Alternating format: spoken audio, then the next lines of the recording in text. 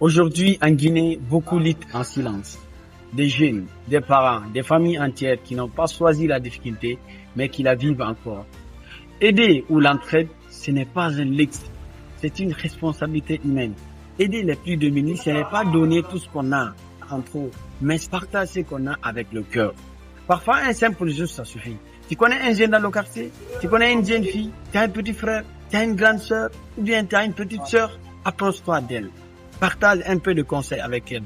Partage ton parcours, ton expérience, des conseils, présente-la des opportunités. Ça peut tout changer. Au lieu de t'asseoir et dire que cette personne n'est pas bénie, mais toi tu es béni parce que tu es sur le bon chemin. Lui, il ne fait que partir dans les boîtes, fumer du chicha.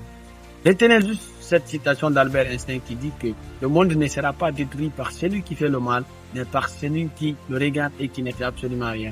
Le monde se détruit par lui. C'est pour vous dire que si vous avez un jeune, une petite sœur, une grande sœur qui n'est pas sur le bon chemin, approchez d'elle, partagez un peu de conseils avec elle parce que le monde sera changé par vous.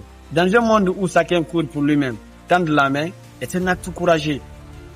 Et une société qui accompagne, qui soutient les plus démunis ou les plus faibles est une société qui construit un avenir plus juste.